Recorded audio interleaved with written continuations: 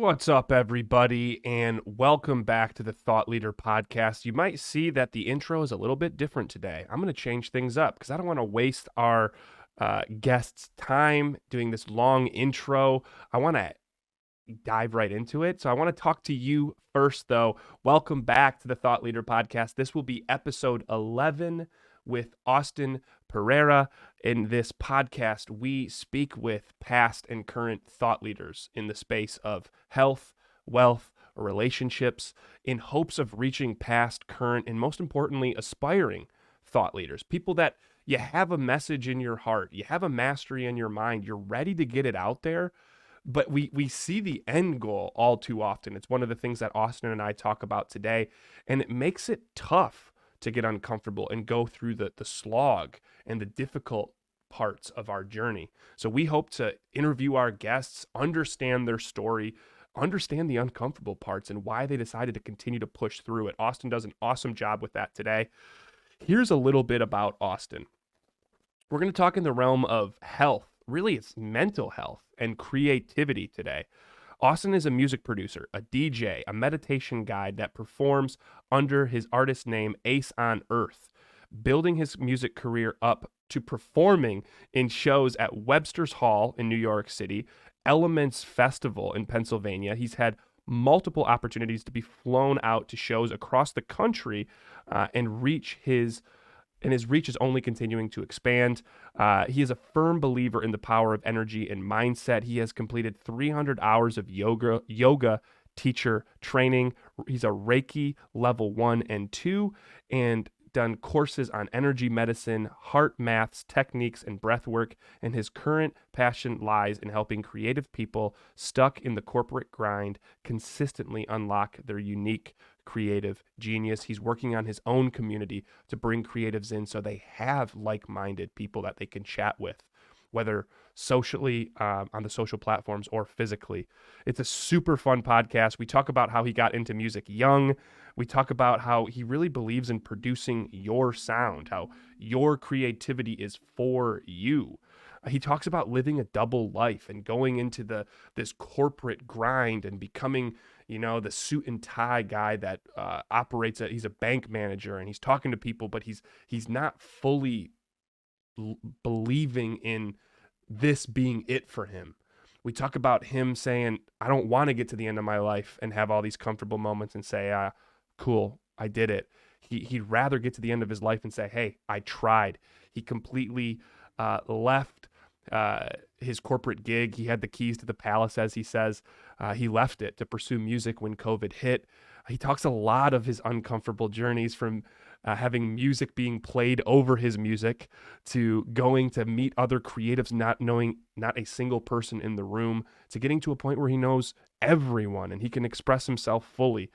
If you're a creative, if you're an artist, if you're an author, if you look at speaking as your creative outlet and you're looking to get outside that comfort zone, this is going to be a huge podcast for you.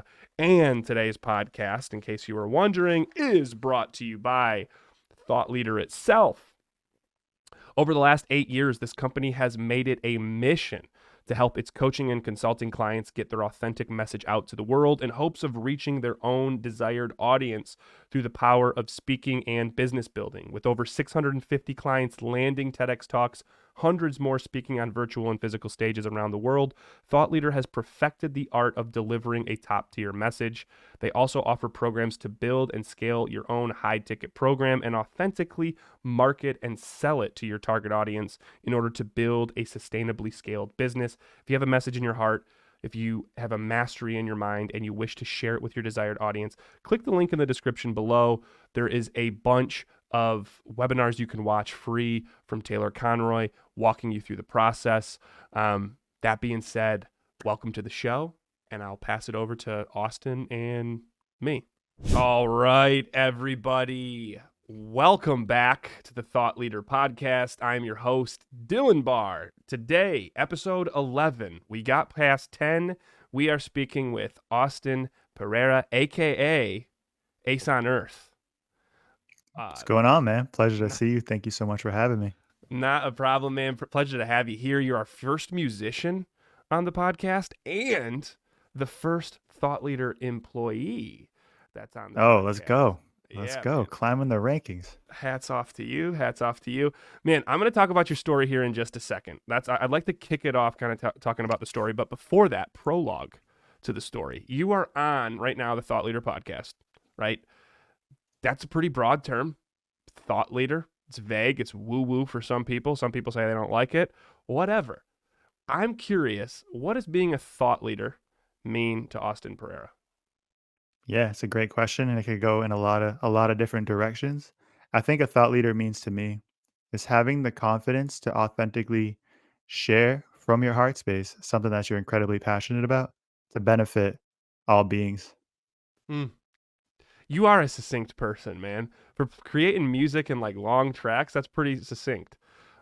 Authentically being yourself, sharing from your heart space to every person that you can reach. And I personally, I think we're not always going to reach everybody, right? Someone might hear that and be like, that doesn't resonate with me because their light's different, right? You're shining your light so damn brightly and so authentically, you're able to reach the people that you need to reach, like similar light beings that are on a similar frequency.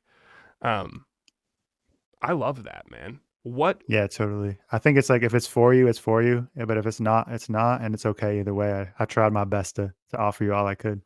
How do you deal with the latter part of that where if it's okay, it's okay, great. Like that's what everybody wants, right? I want my message. I love when my message reaches and resonates. If it's not, it's not. Like, how do you deal with being your authentic self? Specifically, because we're going to get into music in this podcast, like putting your authentic self out there and people being like, not for me. Like, is it just as simple as that's okay? Or are you doing something with your body, with your mind to work through that? Yeah, I think it's a lot of of course, a lot of training and meditation and energy and awareness. So that way you have that like space if like somebody doesn't agree with you where it doesn't bother you as much. And then I think something like throughout the teachings that has really stuck with me forever is like Ram Dass's saying of love everybody and tell the truth, right? So it's like just showing up and always trying to be in my most authentic expression of myself and being honest and truthful and letting the rest of it kind of unfold and take care of itself and not being so stressed about how people feel about it, you know? Yeah. Yeah, because it's just your act to express yourself. We're gonna talk. I'm sure you're gonna bring up some Rick Rubin on this podcast. You're already bringing up Ram Dass. My favorite Ram Dass quote is "Treat everybody like God in drag." Just like, Wow. yeah, man. When you're looking at What a everyone, you're guy. like, he is, man. He was. And he working with Timothy O'Leary, just everything that he did until the spiritual journey, before the spiritual journey. It's just super cool guy. I'm curious of your spiritual and creative journey though, because I believe this world is shaped through story, right? Like story shapes history, story shapes time. And getting to know you and talking to you before we started here, your story is one of young creative or young spirit seeker that really wanted to lean into creativity but almost was like leaned into, whether it's through family, through society, to like the typical journey into corporate America, which you achieved. You have the keys to the car, you have everything that you want, but something's lacking and you break back. You're like, you know what? Screw this. I want to break back into this childhood love that I have. So it's a beautiful story through creativity. I'm curious how it started. Like, where do you remember your story, your creativity journey starting as a young kid, specifically with music? Yeah, very interesting question. So I think a lot of my creativity has like it's always been a thing, like since a young age. I think in like first or second grade, I came in like second place for a Dr. Seuss poetry contest. And like from there, I was just like, man, I got this. Like I have this like innate like creative ability. But music was something that was always sort of around for me as like an idea of things that I wanted to pursue. So as a really young kid, I really wanted to get into drums. But for whatever reason, my family, like, I think, I guess now looking back on it, like, if you're a parent, you probably would be annoying as shit to have like a kid that was just slamming on the drums. Yeah. And I had cousins that were into trumpet. So they kind of like pushed me in that direction of trying to learn trumpet, which as I've gotten into music more over time, I've realized that not every instrument is for everybody. And trumpet is certainly one that wasn't for me, as well as I had a teacher that I just didn't really resonate with. So I kind of just suppressed music at that point as like something that wasn't for me. But it was, however, like a seed that was planted where music was just always sort of around, right? So as like I got older, like I was always that guy that wanted to have the aux cord or burn someone in a CD or like, as we go through the generations of the different music players that we've had throughout our life, like or have an iPod like full of tracks. And then it just continues to go on and on. So like I would always be that friend that listened to that more like independent underground music that wanted to put on all his friends to the stuff. I mean, that leads to, I mean, we're going to get to this, but performing in places like New York, festivals in Pennsylvania, you're performing all throughout the East Coast, but it's this young love, right? It's this young spark. It's crazy because me writing comics, being an author, it all started in third grade where we had to create our own story and draw pictures, and I won best nonfiction. And I remember my grandma being like, "You're going to be an author." And then of course like life goes on and you lose it before you come back to it. It's like hindsight's always 2020 looking back. But for you, you kept going through, right? I was also a snare drum player in 5th grade. My parents hated it and they didn't have me practice as much as I should. Uh what what was so then you start going throughout society. What was it like going to college? Because like you said, you ended up going into banking. I'd imagine you have the typical college journey. What's it like in college? What did you go into? And like, did you have these like voices in the back of your head being like, yo, how come we're not being creative? Or was it muffled in that time of your life? Yeah, I think, like, if I think about it, like, I think through high school time, like, I kinda just, like, slept through it, like, I was just really passive, like, muffled is a great way to look into it. When I got to college, however, though, the first I went to I started at one school, which was Bridgewater State University, and I actually got involved with an internship with the radio station that they had there, Mm-hmm. and, just met so many incredible people through that opportunity, and actually, at that point, it kinda got me to, like, try to be a freestyle rapper, so we would, like, do this stuff on every show, like so we would have to curate a playlist, like, for our section of the show, and then at the end of the show, we'd all, like, freestyle, which was completely out of my comfort zone, if you can imagine, Yeah. as a young white guy from the suburbs in the midst of a bunch of inner city people, so but I was trying to hold my best with the bars and things like that. But, yeah, that kinda brought up, like, the idea of, like, getting more involved with music in a creative way as, like, a radio show host in school. Is there so music comes back in college, right? Even what did you go into? I started my college journey with wanting to be a history teacher and quickly realized that that sounded incredibly boring, and then slowly Sorry. started my guy fell asleep. Oh. Yeah, so I quickly started, like, switching, like, so, at that school, I was switched to communication, and then I realized there's probably not much career path in that, which then prompted me to switch universities where I ended up in marketing and business. And then go into the banking industry. So, but while you're in college, this love, this joy of creativity comes back working on radio shows. Do you remember what you told yourself to like keep pushing that down? I imagine it has to be fun as hell to be able to rap at the end and lean into that creativity. What was it that you said that continued to stifle this passion that arose again? Yeah, I think with the music stuff and like with why it got with stifled, right? It's just like the belief, and also it's just like dedicating the time towards the craft, right? So like a lot of us probably have a dream that we want to pursue, but it's like hard to allow ourselves to carve out the time and space that it takes to actually develop the skill set to get good at it. So I think it's like if you think about like why the dream got suppressed at that point, it's like because I didn't allow myself to necessarily have the space to actually develop the skills to become good enough to feel confident enough and excited enough about that field. So it's like more so pursuing like the safe route that others project on you versus like that innate dream that you need a little bit of time and space to develop. Yeah, because it's almost like you only had glimpses of this joy that you had as a child coming back, right? Being Dr. Seuss of rapping. Uh, but not enough space to step into it, not enough, which then it's like not enough confidence, which then impacts the belief that we have. And I love how you view things through the power of energy, the power of intention. You talk about like as you went along your journey, getting into yoga, getting into breath work. Was this after you were already in music, or has this kind of been seeded throughout your journey? Yeah, totally seated and almost like running in parallel along Yeah. with the journey. So it's like the further I've gone into the spiritual realms, like the more I've had the self-awareness and space to allow myself to develop those musical skills. And it's kind of crazy like how I even like got on the energetic path. It was like I was really big into underground hip hop artists, and like at one point I deleted my whole iTunes library of mainstream people because I thought the Illuminati was trying to take over the world. But that's a point for another day, however. Don't But smoke weed, kids. But however, one of the artists that I really enjoy and like one of my biggest inspirations musically is Absol. If you're familiar with Yeah. Kendrick Lamar, he's on the same label as Kendrick Lamar. He one day just put on Twitter like, "Has have you ever read the Celestine Prophecy?" I was like, I was like, "Let me see what that's all about." So I got into that book, and that like really kind of started to open up the doors of energy being a thing, and having synchronicities and higher purpose. And then I also, from another hip hop artist I really enjoyed, found The Alchemist from Paulo Coelho too, which all about like, your personal legend and having the strength and courage to go on a great journey. And that just really started to open me up to the possibility of higher powers and meditation and yoga and consciousness. Yeah, and then from there, it was just like, let's get involved with the local scene around these types of things. Absolutely love that. And it also brings me to our next ad read.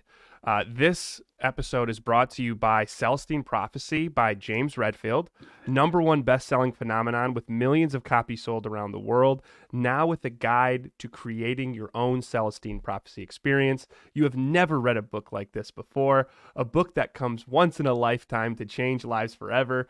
I'm not going to read the rest of it. Man, so for you, this spiritual journey started through, I mean, Celestine Prophecy is a spiritual book, same with The Alchemist, that is written as a fiction. So you really got into this spiritual journey through reading books. Yeah, yeah, music, like, listening to the like, a lot of like I said, like, I started to branch away from, like, Drake and Lil Wayne and all the mainstream stuff, and got more into, like, underground artists who were talking about chakras and psychedelics and consciousness and spirituality, and then also, yeah, like, through reading as well, like, so all those books and all that music I was listening to at the time was, like, planting those seeds of, like, me in my, like, college era. It's interesting with I think how spirituality can hit some of us, right? I think some of it us we get this we start hearing of, let's say, chakra work through music. We start getting more into like spiritual music. We start getting into spiritual books, and we say this is enough. Other people then say, "Ooh, this is wet my whistle. I want to go deeper." Like, which road did you travel in your spiritual journey? Did this like was this the gateway spirituality for you to say, I want to understand this type of life and this type of religion and this type of spirituality? Or was it just enough to quench your thirst, seeing it through music, seeing it through books? Oh my god, it was like, when parents warn their kids about gateway drugs, if spirituality was a thing, for me at that point, it was like, yeah, I have not stopped ever since. Like, I've just continued to go deeper and deeper and deeper, and I don't think that I'll ever stop. So I've tried to study like every religion possible and every possible like belief system that's out there, and then gone into a lot more. Like, I think from that it was like a very loose interest where now I've gone much deeper into more actual practices. Like, I've done 300 hours of yoga training now. I've done hours and hours of energy medicine training. I've learned Reiki. I'm up to like a Reiki level 2. I've done all Which is these breath big. work, and I right, yeah, it was a Yeah, yeah, big yeah. it was a recent course that I've taken, and I've noticed a significant shift. And it's just wild. It's just like, and I just have this constant desire to learn more, and I think the more of those things that I learn and grow, the more that it supports me through whatever it is I choose to put my energy towards. What was then the calling for you to do yoga, right? Because you could learn about it and choose the Reiki path, right? You could choose, for me, I got big into Qigong. But for you specifically, 300 hours to invest into yoga, what was the call to it and what kept you doing it? I want to talk about how it influenced your music career in a bit here, but just really curious of getting into it and wanting to stay in it for that long. What was that call? For sure. So my yoga journey kind of started coincidentally where I had a membership at a rock climbing gym, and it was kind of just included.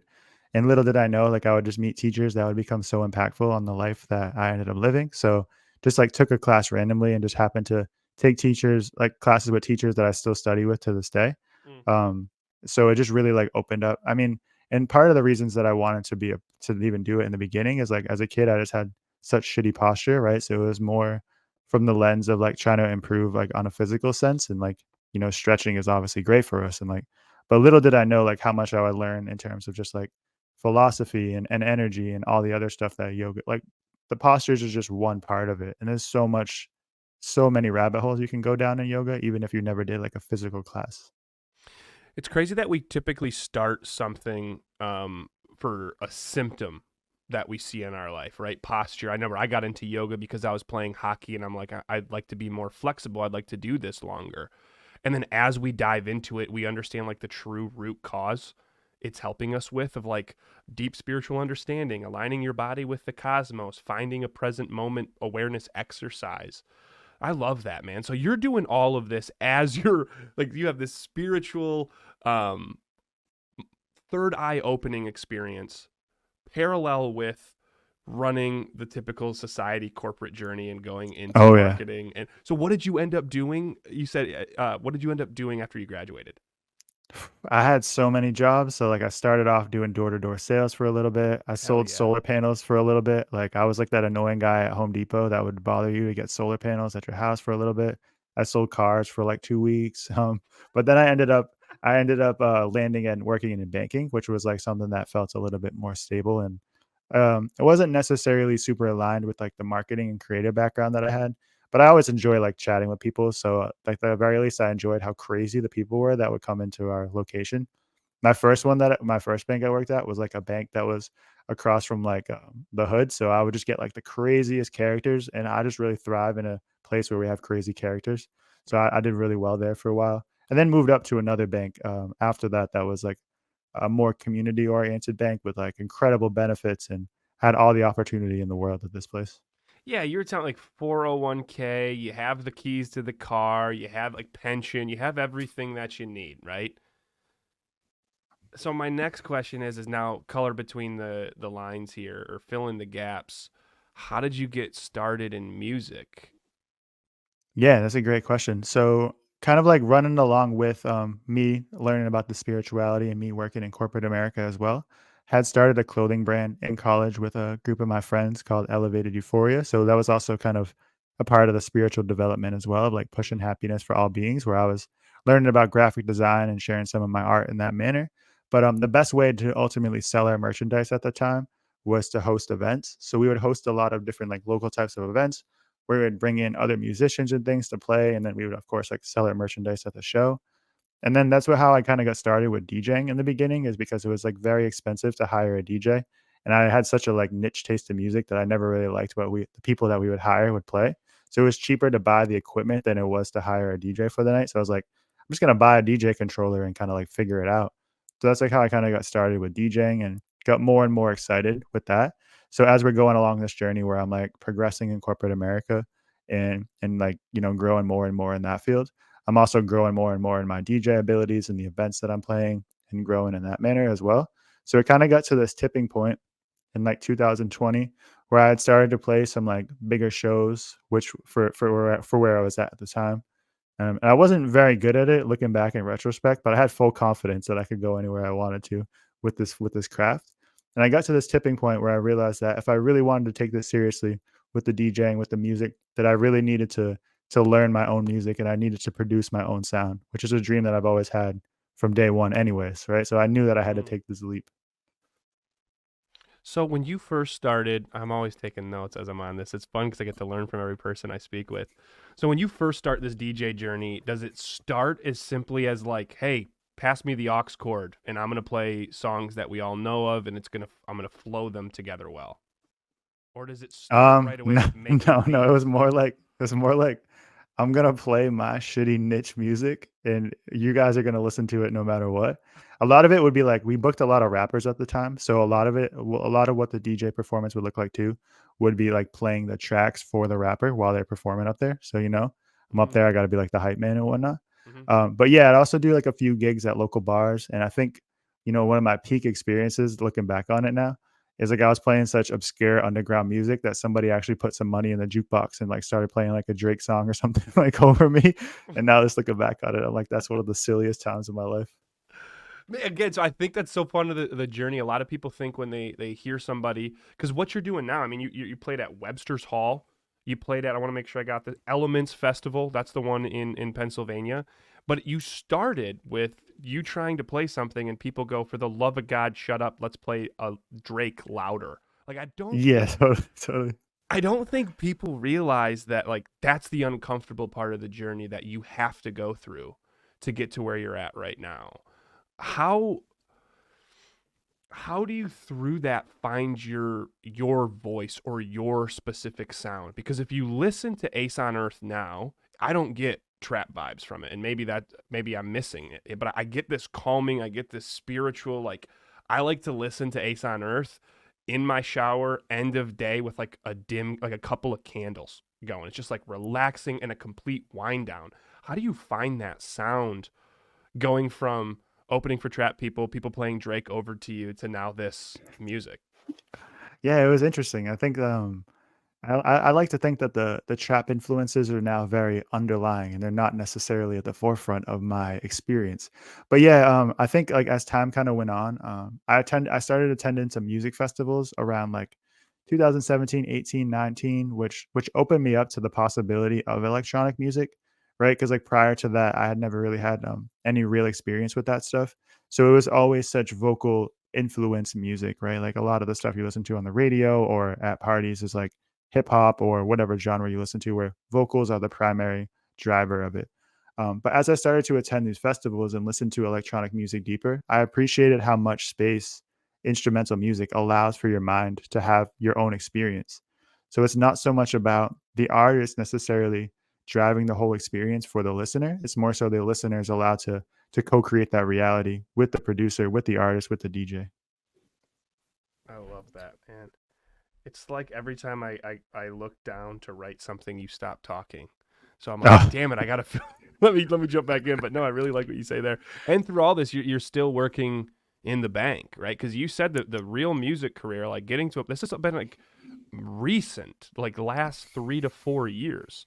So for you, what was the final? Like you burned your boats, you Cortezed it, burn the boats. I'm not doing working at the bank. I'm going full into music. Take us through that. Like, what was the moment that caused you to say no? yeah. Am I allowed to curse on this podcast? I've been fucking cursing, so yeah, feel free. I was gonna say like, it was just incredibly like fucked up. So I was living like a double life. I would stay out all night like DJing, like being at these throwing these parties and gatherings. So I would get home at like 4, 5, 6 o'clock in the morning, and then I'd have to be at the bank at 7:30 in the morning to open up shop.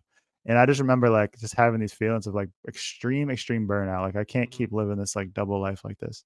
I remember one day just being like so burnt out, and I had to work on a Saturday morning that I left all the lights off in the location that I was working at. And for whatever reason, my regional manager just like wanted to pop in that day to say what's up. He's like, "Why is there no lights on in here?" And I was like, bro, just trying to live on that natural vibe. And he didn't like that at all. He immediately just turned around and left. So I was like starting to feel this like, all right, like this is I can't just like keep living this double life. And of course, like as I'm getting deeper and deeper into the spiritual practices, it's like you start to develop this awareness of the law of attraction and having trust. And like, if I take the leap and I put my energy forward, one thing I tell myself all the time, and I think this is really important as I started to get into the journey, is everything is working out best case scenario, and I live in abundance. So Mm-hmm. we reach about February of 2020. As we know, in March, the world got crazy, but I made this decision before the world got crazy. Mm-hmm. So we hit February 22nd, 2020. As I'm a big numbers guy too, so 222. And I remember just like, okay, I'm quitting my job and I'm just gonna go for it. But I wanted to give them like a 3 month notice because that was a very important part of the puzzle. So Mm-hmm. I was like, all right, guys, like I'm putting in my 3 month notice, which I don't know. I don't think anyone's ever done that before. I think it's usually 2 weeks, but I was just like, I'm giving you a 3 month notice. I'm out of here. Enjoy me while I last, and I'm gonna go for it, right? And then shortly after that, of course, like the world got crazy and like the pandemic happened, everything started closing down, and everybody that I knew was like, "Dude, go back on your word. Like, tell them you changed your mind. Like, you want to stay here. Like, you're gonna take back your 3 month notice." And I just had this own internal like sort of moment. Like, I remember being at work one day having this moment of being like at a crossroad. Like, if I continue on this path I'm on right now, it's gonna be fine. Um, but I'm gonna be 40 years into the future, like still working at this bank, and then wondering what would have happened if I would have just went for it in this moment right now. Or I can just go through with my plan of leaving this career and then trying to figure it out as I move forward, and then just trusting that the rest of it is going to work out. And obviously, in that moment, the latter option won. I ended up leaving that position, like leaving behind free health insurance, a pension, and like I said, like really could have gone anywhere I wanted in that organization. They had so much trust in me to go towards this dream I've always had of producing my own music and following that path. Does that also come? So you're fully stepping out, right? Like it's almost like week, first 2 weeks, maybe the first month, right? Because you lean into like, hey, I'm not going to die with regret of what if. I'm going to full on lean into this. Did it come with that fear? Did it come with a what the hell am I doing? Do you remember those moments early? Yeah, I don't know why. I just had a rational confidence that it was all gonna be fine and it was all gonna work out. And honestly, for some reason it did because, it was like the government was like, here's free money for society. Like you can have it was like almost like the government handed me a scholarship to figure out anything I wanted to do in my life. Yeah. So it's like shortly after that, I was just like on this free program of receiving the abundance that a random illness was offering to society and having to sit at home with nowhere to go, where now I had unlimited amounts of time to actually devote to the crafts that I wanted to learn for myself.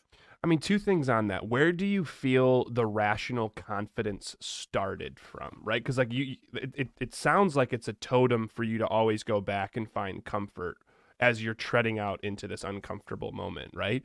Where did that rational confidence did you spark it yourself? Do you remember saying something? Do you remember coming back to a mantra? Yeah, I think it's something that has been developing more and more over time. Like I wasn't a confident kid or anything like that, or like I was never confident in school. It was just more so like a lot about the spiritual practices and understanding how energy works and all the different laws of the universe and all that types of fun stuff that really help.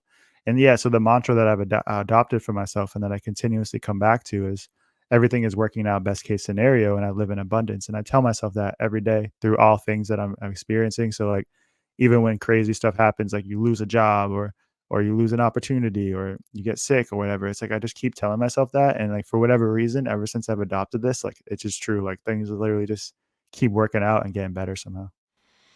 Are you saying it out loud to yourself, like literally those words? Everything is working out as it should. I live in abundance. Is that an out loud mantra for you? Sometimes, but primarily internally. I'm a Okay. pretty internal type of fella as it is. So, sitting like in a meditative morning practice or before bed or whatever, just remembering to re-ingrain that philosophy into myself. Second thing I wanted to touch on too, because like you said, it's like we got COVID money and it gives me this scholarship. But it's like that COVID money was for a short period of time. And after that it's turning into a business. And I think sometimes like, being a creative myself, sometimes creativity can feel like a slog. And it's like, am I good at this? How do I keep doing it? Like like, how do you keep that creative flow? Like, what are the things that you did, or what are the things you do now to keep that creative flow? Because that's what's led you to then be able to earn an income off of this. Right, right. For me, it's like allowing myself to be very versatile with the things that I do creatively, and doing them more so because I love to do them than for the external recognition of what I hope to get back for them. So I Mm-hmm. think that it's important to kind of separate the process of your creativity is for you and like feeling proud of the work that you create and separating the process from what you actually release out to the world. So I do all types of stuff creatively that like nobody ever knows about. Like sometimes I paint or I do graphic design stuff or like all these other different types of creative modalities that I sometimes will dabble in just to like keep the flow going. Mm-hmm. But they're not necessarily stuff that I'm like trying to sell or trying to share with the world or trying to grow a following for. It's just simply because I enjoy doing it. So I think if it's like if you're trying to think about like how can I keep the creative the flow going, it's like if your primary river or your primary flow is struggling this day because you don't feel like writing or you don't feel like making music or you don't feel like painting, like just allow yourself to do something different that day. And just like it kind of just like keeps that energy moving forward and allows you to like keep it fresh and have fun.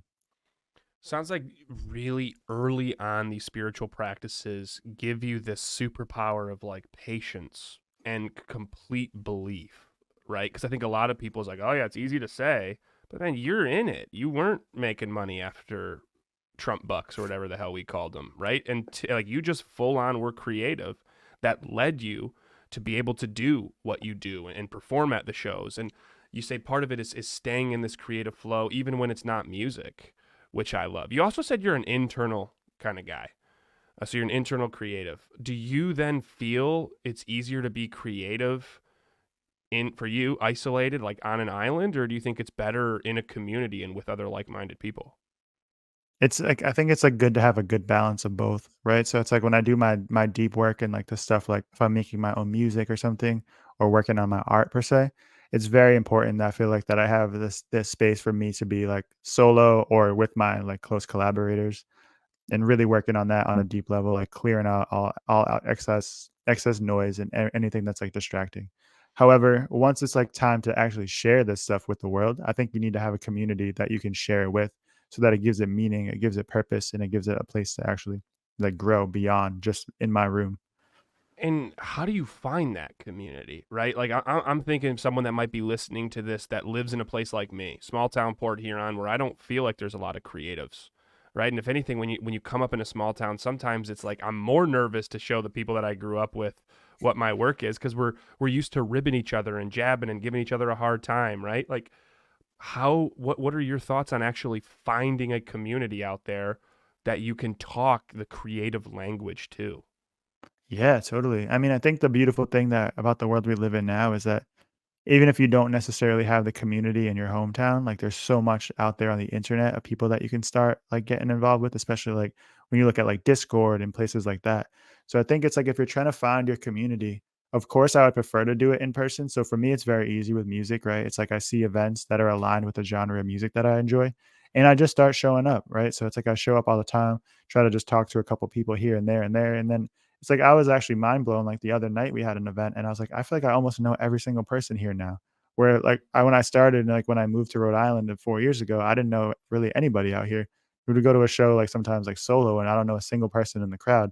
So it's like, that builds up over time too. So like the more you keep showing up to the spaces where those people that resonate with you are, the more connections that you make and the more like those unfold. Man, it's this. I feel like you're stepping outside your comfort zone constantly, being a creative, right? You're like, well, I'm just gonna go look online and see where other creatives are hanging out. And yeah, that first time I go or second time I go might feel weird. You're now at a point where it's just like, yeah, I know everybody here. So, but it almost seems to start from this place of I'm a creative, right? How do you remind yourself? Two question here. How do you remind yourself you're a creative consistently? And then two, let alone friends, how do you silence your own inner critic that can sometimes doubt our passions? Yeah, those are really good questions. So the first one was how do I continuously remind myself that I'm a creative? Yeah. I think it's just because it's given my life great meaning and great purpose, and I would do it even if I got nothing back for it. And a lot of times I honestly do. Like I'll do a show for free just because I want to be there and I love it. Mm-hmm. So I think it's like I remind myself that I'm creative because it gives me a reason to like really be here every day and want to move forward with all the stuff that I do. So it's like the internal drive of excitement of like this gives me a reason to wake up and move towards something every single day. Love it. And okay. And then, because that's where you find sustenance. You're like, even if I'm not making money, this is me. Um, Second question, silencing that inner critic. I think all creatives have it. I think we're our own worst critic at times. I think we can all deal with imposter syndrome. What are things that you do to silence that? I think it's like, we're always going to be facing self-doubt and we're always going to have those like inner voices that tell us that we're not good enough or whatever, but it's just a matter of like, actually somebody gave me great perspective the other day because I was trying to do this thing where I was like doing music and visuals at the same time. And for whatever reason, I had like the wrong adapter and it didn't work or whatever. And the guy said, you know what, man? So don't stress about it. Like you should just give yourself credit that you're trying to push yourself out of the box and do something ridiculous like this. Like the average person would never try something like this.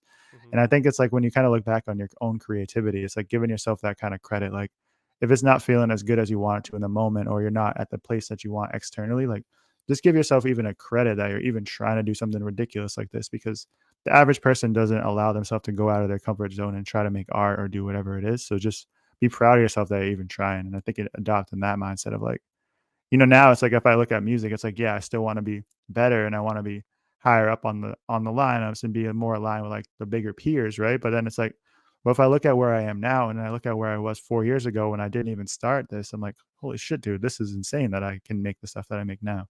So it's having that perspective too of where you came from to where you are now. Yeah, I saw a reel yesterday of a guy kind of showing like himself in a frustration moment of writing a book and then his younger self looking at him to be like, "Oh my gosh, we made it." You know what I mean? It's like you 4 years ago would look at, Ace on Earth now and be like, "Dude, you're doing it." Where the daily internal critic could be like, "Oh, we could get better with visuals, mixing that with music." I mean, I think it's a really good perspective shift. Um, so I'm curious, like I want to wind down here. It's so easy to chat with you. We're already past the typical time. You're now, I think, in second or third place for the longest podcast here. I like to keep them short and punchy. I want to get into why you decided to get uncomfortable and kind of teaching our audience, specifically the creatives, why they should get outside their comfort zone. But before we do that, man, what's Ace on Earth doing now, man? You performed in Boston, you've performed all throughout the East Coast, Delaware, I think you said Maine. I know you're in Rhode Island. You've done Websters Hall. You're getting flown out to places to perform. Like, what's Ace on Earth working on now? Where can we see you? Where can we find you? Yeah, I mean, I'm just continuously trying to work on more and more music. Like I have so much in the vault that I'm trying to more strategically plan to release. So I guess right now I'm seeking collaborators in terms of like labels and different events that are like bigger beyond. So right now I guess I'm at the point of realizing I've reached a certain quality and trying to be more selective about how I move forward. So it's like I guess right now, instead of saying yes to every single event, I'm more so saying like yes to only things that really align with the vision that I want to move forward, which is very new for me. In the past, I would say yes to everything. If you're looking to find me, of course, on all the social media places possible as Mhm. Ace on Earth, currently in a deep dive internally through the Business Accelerator program side plug of trying to just like learn new ways to kind of share my message and the things that I do and get more creative around it. And then some of the stuff I'm working on developing that nobody knows about yet is just trying to help other people with their creative passions and being able to help them unlock their true essence and ability to find that purpose and vision because I've realized like through having all this spiritual lens and all of the experiences that I had, that it's something I could really, utilize to help people grow. Yeah, man, I think you do such a good job talking about it. I think there's a lot of creatives out there that have some of that spiritual aspect, but being able to blend them both together so well is amazing. And I'll give you that $20 I told you about for bringing up Business Accelerator. But no, man, like creating, I think the big thing that I hear from you at times is creating that community for people because a lot of times it's like the nerves of like, oh, is it going to be hard to meet this? And a lot of times in my mind, I'll be like, creatives can be pretentious. It's like, how am I going to go talk to? It's like, you seem so chill and easy to hang with that if there's a community run by you, typically a community has like minded people. So love the vibe that you have, man. I like having you on the podcast is fun as hell. I want to get to the last couple of questions here. There's a bunch that I wasn't able to ask you. Maybe if we have you on again, I'll ask you then. But specifically talking to our audience, people that could be listening to this, why you had the keys. Yo, just do this, retire, uh, you know, do this until you're 60, 70, retire, live well, go on cruises with your wife. You got it. Why did you decide to get outside of your comfort zone to pursue music and your creativity? Yeah, I mean, it was definitely a crazy thing to think about doing. However, I think it's just understanding like, you only have one life that you get to live in the physical being that you are right now. Mm-hmm. I mean, maybe reincarnation is real, maybe it's not. I personally think that it is. However, even if reincarnation is real, I could come back as like a turtle or I could come back as another person in another place that is way less supported in terms of like taking the actual leaps that we did creatively. Mm-hmm. So it was more so like I had the understanding that like, yes, I'm in a safe place right now. However, like I said, we only really have one life that we get to live in this physical reality that we are right now. And I think it's more so moving forward, like with the ability to look back and know that I tried, rather than looking back and wondering what would have happened. Yeah, it's almost like a life of comfort in that feeling does not equal the the knowing that you're going to be able to look back and say I friggin' tried. I went all Exactly. out. Because it's like, worst case scenario, I feel like you can always kind of go back to those old places. Like if I wanted to go to the bank again, they'd probably take me back. Yeah. Yeah, but you're going to at least say, "Hey, I put my best foot forward." Okay, and with this question when I ask, I don't want it to come across as pretentious, so egos aside, this is me, ego aside. That's my ego crown.